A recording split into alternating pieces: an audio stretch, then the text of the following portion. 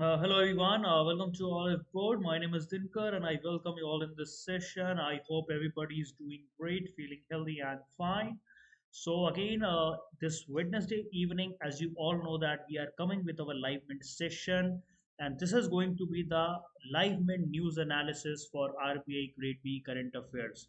So as you all know that there is a very ample importance to various type of sources which are important for RBI Grade B examination, like PIB is there, then newspapers are there. So out of that, the Live Mint is also having a good amount of weightage in all these examination because Live Mint covers a very good quality of articles.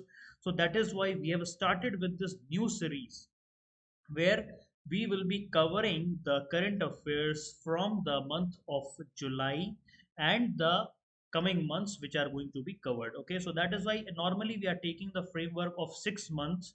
So for the 6 months we will be covering these current affairs until the examination gets over of the RBI Grade B. We will be covering these sessions every Wednesday. So once again, welcome to the session of the live and news analysis for RBI Grade B current affairs. And again, welcome to all of you. And as you all know that in Oliveboard we are providing you with a very qualitative lectures. So we are finding out the information from various places which are of very ample importance to all of you. And we are just, since you are sitting in Oliveboard, that means you are going to understand to the examination, exact to the examination point of view.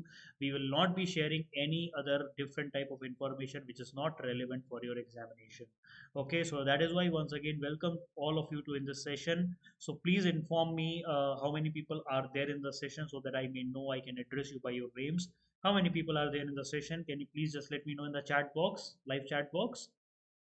I think I can see many people are there, so they can just inform me in the chat box. They are there. Good evening to all of you.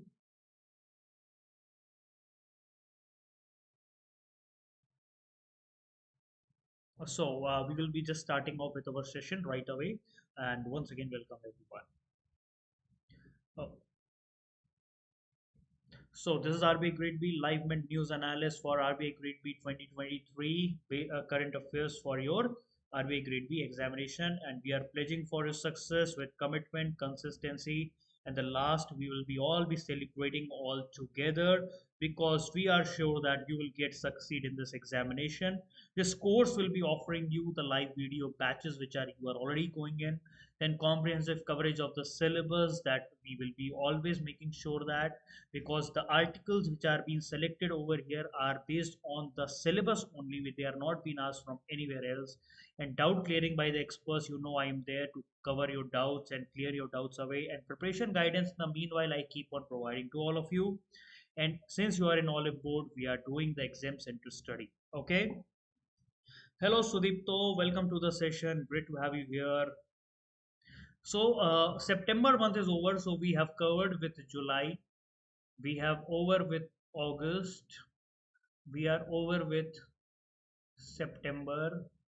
Okay, now we have started with the October 2022 live mint session. Okay, so this is going to be the session one. So the news will be a little bit older, okay, but they are having a utmost relevance.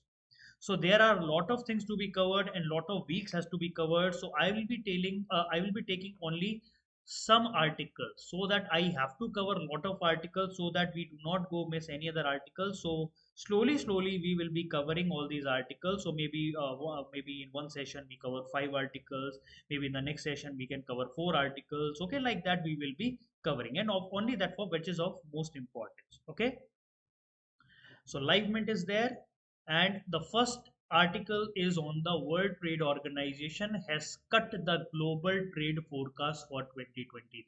Okay, so on October, the World Trade Organization has cut the global trade forecast that by 1%.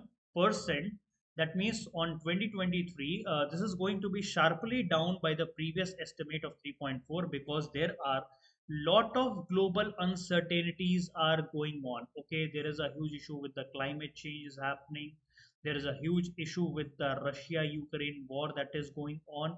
So these are all the uncertainties, and since the COVID-19 pandemic is already there, so since last 2 years, 2020 to 2022, they have taken a heavy toll. Sorry. And we all know that the lockdown has happened, so it is very difficult for the world trade to just take the momentum at this time. So there is a very loose momentum in the second half of the 2020, and we will be expecting that by 2023 there will be multiple shocks to the global economy that we are going to get, because COVID situation is again getting worsened, and the Russia-Ukraine war has already created problem for everybody. So that is why the projected growth earlier was 3.5%. Okay. So then against the April estimate, but now the World Trade Organization has cut the trade forecast for 2023 by 1%. Okay. So there is a decline in the export that will be happening. Like various sectors are there, like your engineering sector, ready-made garments are there, textile are there. Why? Because there is a contraction. There is a contraction that is happening in the European economy. Okay. In the European economy, and they are moving toward recession period, and because of that their demands are getting down. Okay. Then import demand is also expected to be softer because of the major economies, and Europe everybody knows that there is a high energy prices that are going on, because Russia Ukraine war is already in the 10th month of the war that is going on, and because of that the household spendings are not, the people are not doing the spendings, and there is a huge increase in the manufacturing cost is also there. And then there are separate reasons. There are separate reasons for all these things, right? Europe is having high energy prices. United States have monetary policy, they have tightened their monetary policy, they have increased the interest rate. So because of that, highest like the places where the highest sensitive spendings are there, like housing, motor vehicle and fixed investment, the people are becoming very cautious. And China, again, BF7 variant is taking huge toll of the COVID-19 pandemic, right? So that has again grappled with the COVID-19 pandemic, and throughout the world there is a import bill that is going very high. Okay. Food is rising, food prices are rising, fuel prices are rising, fertilizer prices are rising. Okay. So there is a huge amount of uncertainty is there in the international market, and people and the country are becoming debts in, they are moving into the debts. Okay. So high degree of uncertainty is associated with shifting of the monetary policies, Russia Ukraine war and COVID-19 pandemic, right? So this is what the WTO has said. So some knowledge regarding the WTO is also there. WTO is the only organization in the world that is dealing with the world trade. Okay. Rules of the world trade, like how we can do a systematic world trade without harming anybody else. Okay. So this is negotiated, signed by various world trading partners, and this has been ratified by their parliaments. Okay, that means it has a binding authority. It has a binding authority, and everybody has to adhere to the order that has been given by the WTO. So WTO is having a general council, which is a decision-making body. They meet number of times in the Geneva. Okay. So around 190, 160 members are there in the WTO, and they represent 98% of the world trade. Okay, they represent 90% of the world trade. That means most of the trade are represented by only these 160 countries, and around 20 countries are there who is still seeking to join the WTO. Okay, so how the WTO generates their income? Okay, so first of all, there are around 160 member countries are there. Okay, so every member country is based on their world trade and their economy size. They contribute. They contribute to the WTO. Okay, they contribute to the annual budget of the WTO. Okay, so there is a formula which checks the world trade that India, like if we say India is there. Okay, what is the percentage of the India in the world trade? What is the economy size of the India in the world trade? Okay, so there is a formula which checks all these things, and based on that, the contribution is being decided by the WTO. Okay, right? So then Cozy Conjo Ruela is the seventh Director General of the WTO. She has taken office on 1st March 2021, and this is her term will be of 4 years, and it will expire on 31st of August 2025. And she is the first woman. She is the first woman and the first African to serve as a director general. So this is also a very important, because now African person has become the director general of the WTO. So maybe some good work can be done for the African nation, so that more recent world trade can happen, because you know a lot of things the African nation normally suffers from various things. Okay, so that is why this time an African woman has become the director general, so that she can work towards the continent of Africa, which is also called as the dark continent in the world, right? Okay, so hello Akshita, welcome to the session.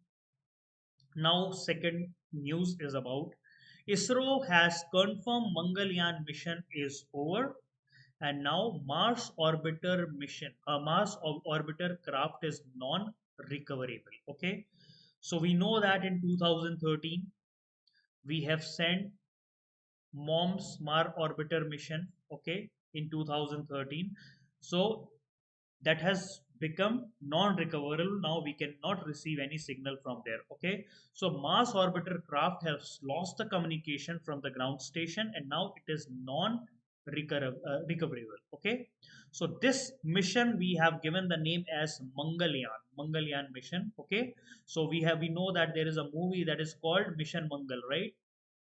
Mission Mangal movie was there, that has been Akshay Kumar was there in that, right? So this is totally a different game changer that has happened in 2013, because it has revolutionized the technology field.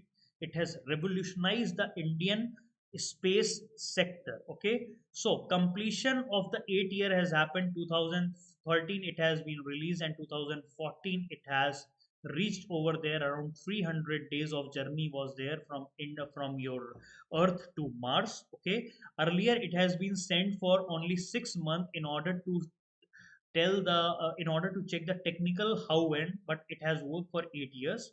So it has the lifespan for 6 months, only just to give the technology demonstrator that India has a technology to reach that. Okay, so what is the reason that has been given, that why this Mangalyaan mission, that why we cannot contact the Mars orbiter right now? Because the propellant which is there inside the orbiter, that might be have exhausted. Okay, so since the propellant has exhausted, so it cannot provide the proper altitude, okay, which can put that solar panel in front of the sun, and so that power generation is not happening. If the power generation is not happening, so obviously that is going to be dead. Okay, so it was launched in November 5th, 2013, and it has completed 300 days of interplanetary journey, and it has been inserted in the Martian orbit on September 24, 2014, and it was a landmark day in the history of our India, right? So there are five payloads mean five scientific instruments, like what we are going to study in the Mars. Okay, so it is going to surface features they are going to study, morphology they are going to study, Martian atmosphere they are going to study, and exosphere they are going to study. Okay, so this was rotating around this Mars. Okay, so this was the first interplanetary mission indigenously built. Okay, and it was the first, India was the first Asian country and the fourth in the world after Roscosmos, NASA, and European Space Agency to get this. So that is why China has referred to that as Pride of Asia. Okay. So this is the main thing about the Mangalyaan mission, because since it became unrecoverable, 8 years of the work they have done. So they may ask you maybe in the question like recently which mission has been declared as irrecoverable. So they can ask you Chandrayaan mission, or they can be asked you Solar mission or Mangalyaan mission, or all these missions like that. So you know that this is Mangalyaan mission. Okay. One more interesting fact is that the journey has taken about rupees. So the main objective is to find out the Martian surface feature, mineralogy of the Martian surfaces, Okay, the main objective is to develop the technology. Like, since we are checking whether we are able to develop that technology or not, and whether we will be able to properly design and management their operation of the interplanetary mission. We since we are able to succeed in this mission, so that means we can go ahead with our other interplanetary mission. Okay, so so ISRO spent around $75 million.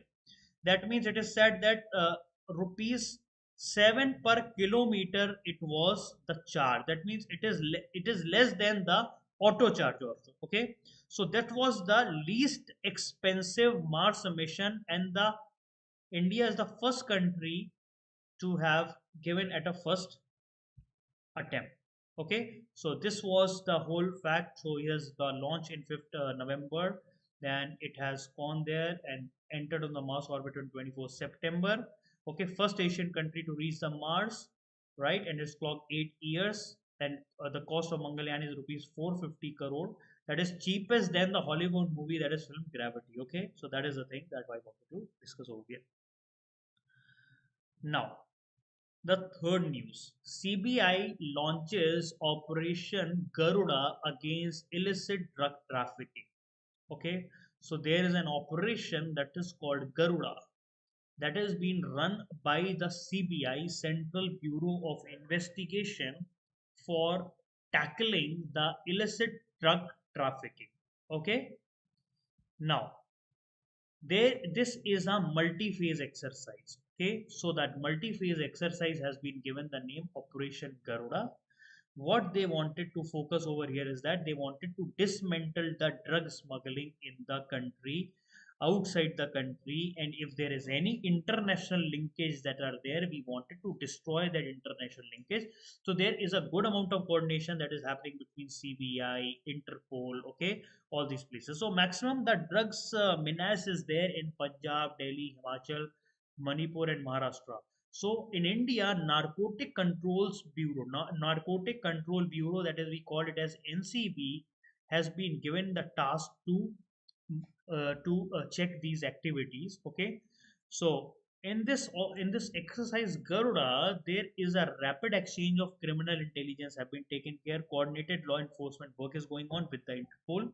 Okay, so it's like a global operation that has been launched, okay, by the Interpol, CBI, Narcotic Controls Bureau, in order to check the smuggling of the illicit drugs and psychotropic substances. Okay, so and the main focus, special focus is on the IOR, Indian Ocean region, because that is the place from where the maximum trafficking takes place. Okay, so that is why Navy, Coast Guard, and various other forces are taking care of special focus on the Indian Ocean region, because that is the place which is very vulnerable, and from there anything can enter our country India.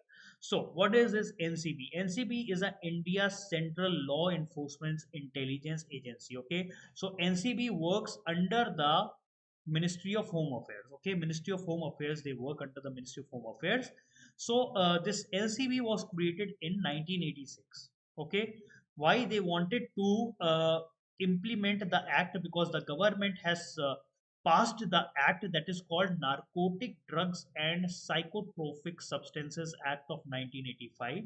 Okay, so to implement this act, NCB was created. Okay, so they wanted to fight to prevent the illicit trafficking of the narcotic drugs and psychotropic substances which create any kind of changes in your mind. Okay, so NCB headquartered is located in Delhi, and there are various regional zones are also there which take care of the regional places, right?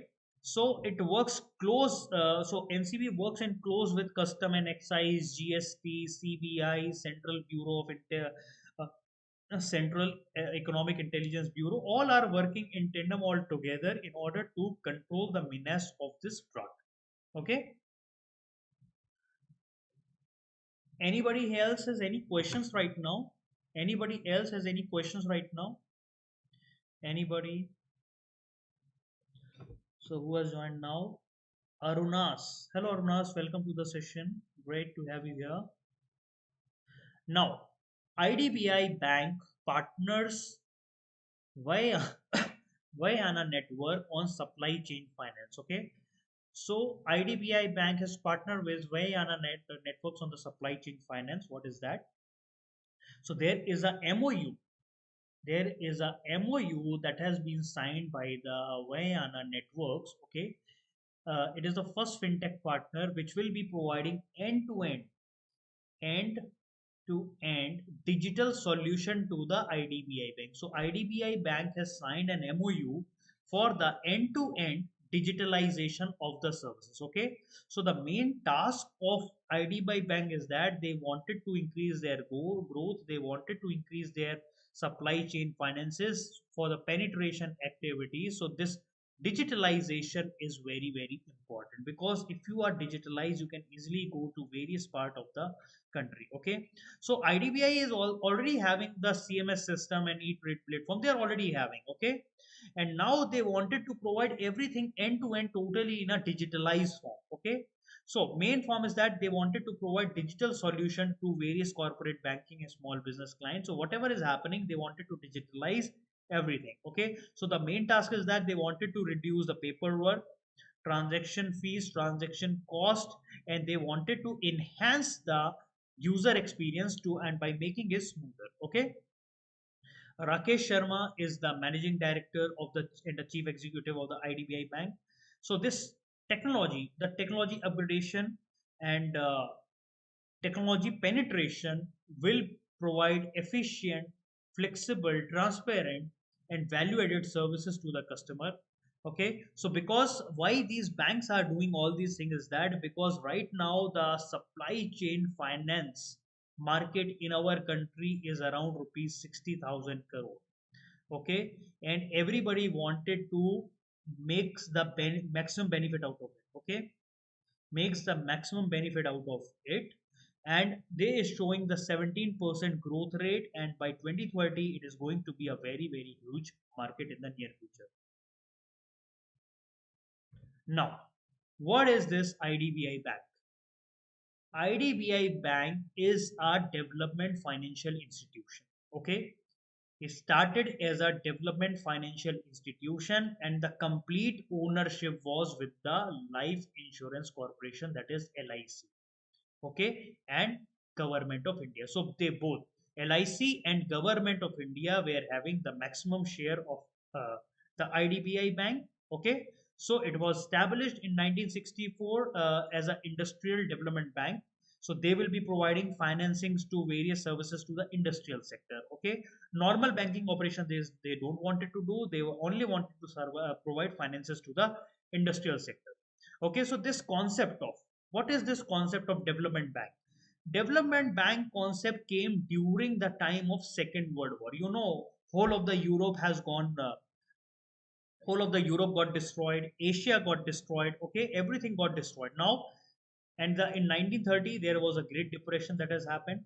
Okay, so that was a totally time where the world economy is trembling.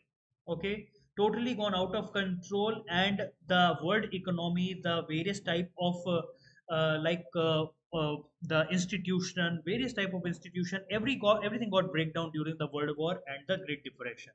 So that is why this concept of development bank has came, that they will be providing loans to the industrial sector for again rise up. Okay, again to build the industrial sector. Okay, for reconstruction fund. Okay, for affected nation. Okay, so that is why the government started for setting the national institution for reconstruction. So earlier some more development finance institutions are like IDPI, Nabard is there, National Housing Bank is there, then Sidvi is there. Okay, so they are looking for the long-term financial requirement of industry and agriculture. Okay, so if we see like Sidvi is for MSME, right? Your your National Agriculture Bank, Agriculture Rural Development is for the agriculture area, right? Right, for the agriculture area. So this is how the development financial banks work.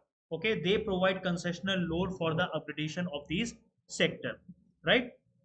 So IDBI was first established by an act of parliament. Earlier, it was a own subsidiary of the Reserve Bank of India. Later, the ownership of was transferred to the union government. Okay, so that became the principal institution for coordinating the activities like financing, promoting. Okay, So IDBI provides financial assistance in rupees also, in foreign currency also, and mostly they are focusing on the redevelopment, redevelopment, reconstruction, then greenfield projects. Okay, greenfield projects, any type of expansion they wanted to diversification. So concessional loans are being provided for reconstruction purposes. Okay, then recently, on September 2021, LIC is holding 49.24% of the shareholding, and Government of India is holding 45.48%. Okay, so maximum shares are with LIC right now, and LIC is being given the management control of the bank. Okay, right, and rest the other shares are being given to the non-subscriber people. Those who are who wanted to subscribe for these shares, they can subscribe. Okay, and in September 2004, it has been declared as a scheduled bank under the RBI. Okay, so our chairman is M.R. Kumar and Rakesh Sharma is the MDO and CEO of the IDBI Bank. I hope today you have learned much more thing about the IDBI Bank and developmental banks, right? You might not be knowing regarding the developmental bank or the purpose of the development bank, so you might have read properly. Okay. Now, BSE Bombay Stock Exchange gets Sebi node for social stock exchange as separate segment. So BSE has got the approval of the SEBI that they can keep social stock exchange separately. They can keep the social stock exchange separately. Okay. So SEBI has given approval to BSE that you can keep the social stock exchange differently. So what is this social stock exchange is all about? Okay. So these social stock exchange is looking for all the social enterprises in our country. Okay. And from where they can raise the funds. Okay. So normal businesses are there, those who are working in various fields. Some business are there, those who are working in the social field. So that is why SEBI has said that yes, you can now create the separate exchange for the social market and for the other markets. Okay, so social enterprises, those who are the social enterprises, they can participate, like your non-profit organization are there, then for the profit social enterprises are there. Okay, so this concept of social stock exchange was first given by our finance minister in 2019 and 20. Okay, she has given in the budget speech that we wanted to create a social stock exchange. Okay, so there are various type of specifications that has been given by the non-profit organization for if you wanted to register with the social stock exchange. Okay, so you require some kind of disclosure if you really wanted to raise the fund through the issuance of the zero coupon bond. Okay, zero coupon instruments, zero coupon instruments are the instrument where you get the bond at a very less rates. Okay, they do not offer you any interest. Okay, like they do not offer you side if we say that this is a zero coupon bond and the value of this bond is rupees 1000. Okay, but you will get this bond for rupees 900. Okay, if anybody offer you a zero coupon bond, that means if that is of value 1000, you have to pay only 900, and after 1 year you can cash this bond for rupees 1000. So that means you are not getting any interest, but you are getting the bond at a very reduced rate. Okay, so whatever 100 rupees that you are making is the interest only, right? You can say that. Okay, that is a profit for you. So all the non-profit organization, those who wanted to be the part of this social exchange, social stock exchange, or as a charitable trust, they need to be registered as a charitable trust. Okay, and for at least 3 years, they should have spent around at least 50 lakhs annually for 3 years in the past financial years, and they should have at least received rupees 10 lakhs in the financial year, in the past financial year. Okay, that means that transaction should happen. Okay, the transaction should happen. So this is a very important novel concept. Okay, it will separate the normal business and the social businesses. Okay, so by putting these social into the social stock exchange, the good amount of capital can be generated by the social companies. Okay, so who cannot become the member of this social stock exchange? Okay, like corporate foundations are there. Okay, there are various corporate foundations are there. They cannot be the part of that. Political things are there, religious organizations are there, professional associations are there, any infrastructure or housing companies are there. Okay, except affordable housing. Affordable housing comes under this. Okay, the otherwise these all are not included. Okay, so social organization which have a social intent, or they wanted to create any social impact, that is the primary goal of keeping these under that. Okay, so social objects should be there, and they wanted to serve the unserved people, and they wanted to serve the less privileged people and the population in the country. So these are some of the broad categories who can get listed in the social stock exchange. So these are like any company or anything, any non-profit organization or for the profit organization, those who are working in eradicating hunger, or in the poverty area, or in the malnutrition area, inequality or healthcare, or any type of supporting education for the poor, any kind of employment generation activities, livelihood, or any related to your gender equality, empowerment, or LGBTQIA type of communities are there. Okay, so all these places, or any organization, or any non-profit organization, or any for-the-profit organization, they can be the part of this social stock exchange. Okay, so this is going to be a separate entity. Okay, now this is the regarding the social stock exchange. Okay, right. Now there is a Unity Small Finance Bank. There is a Unity Small Finance Bank. On October, they have released a very special fixed deposit scheme that is offering 8.4% to the senior citizens. Okay, so they may ask you in the question like which bank has released that special scheme for the senior citizens. Okay, so that was a small that is a special fixed deposit scheme.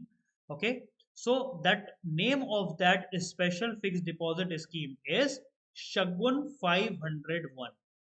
The name of that scheme is Shagun 501. So it is a 501 days FD scheme.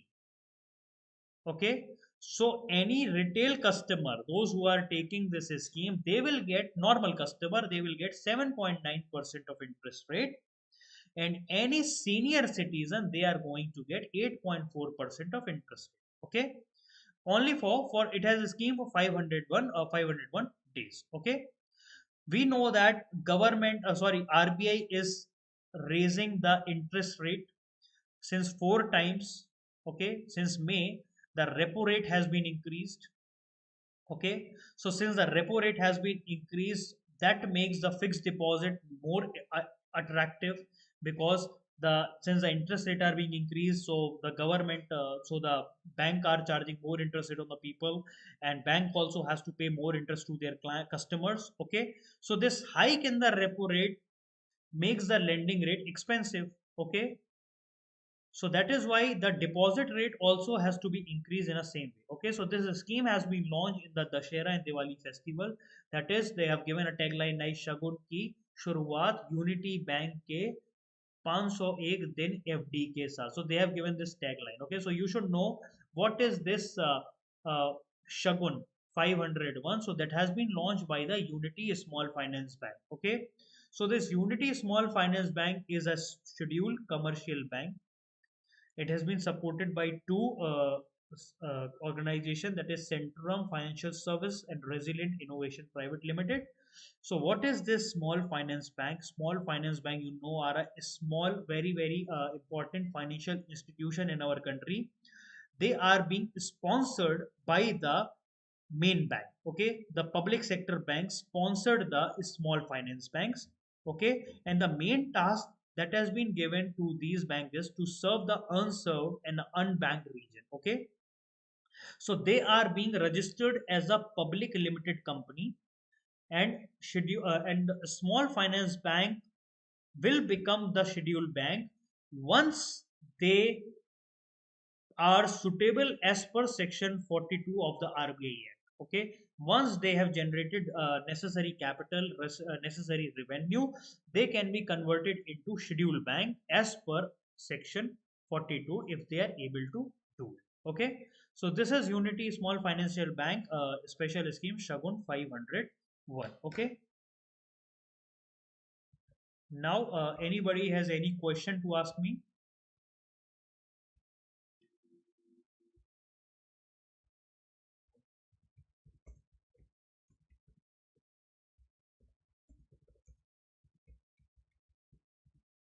Anybody has any question?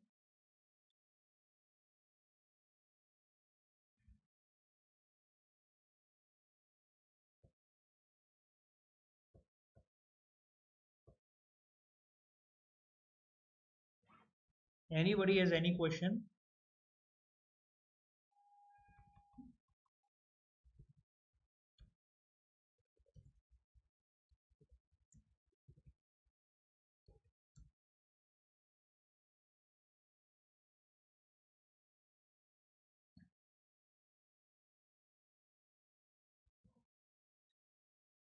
Hello, okay, Nele is also here.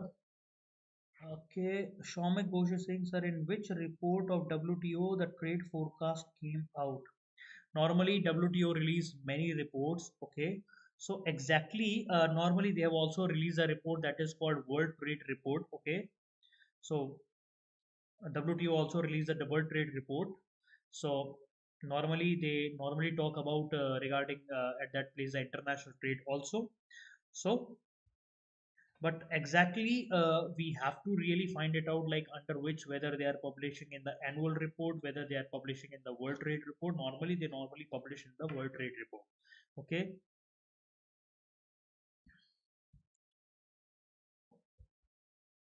so guys, we are running our RBI Grade B 2023 mentorship batch. Only few seats are left, only very few seats are left, and it is the last opportunity. If you can grab, you can grab it. Okay, and we are running Idbi grade A courses. Three courses are we are providing. One is complete plan, one is learn pack, and Idbi mock test as a third plan. So if anybody wanted to join the Idbi course, because only 1 month is left and you need a dedicated preparation, if you really wanted to crack the Idbi examination, you need some kind of dedicated preparation. So these tests and these courses will help you in dedicated preparation. So now that's all for today for me. If anybody has any specific query, they can ask me. Anybody has any specific query, they can ask me.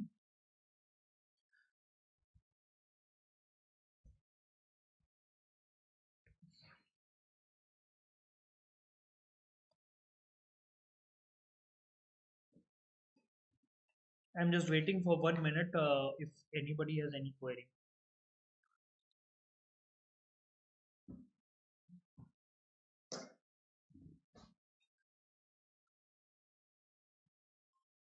Okay, don't worry. It's okay if you are when the session gets over, you can also leave a comment in the comment box. Okay, so I will be always coming in the comment box to see your comments. So that if you have any query, you can leave it there. I will shortly answer that. Okay. So guys, thank you so much for joining the session. It's a really good time with all of you, and I will be seeing you tomorrow again in morning at 9 a.m. with our PIB sessions. Okay, I'll be seeing you with our PIB session at 9 a.m. in the morning. We'll be discussing some more news related to government and the world. Okay, so bye bye, take care and good night. Take care of yourself. Please make sure that you follow all the COVID-19 protocols properly. Bye bye, take care.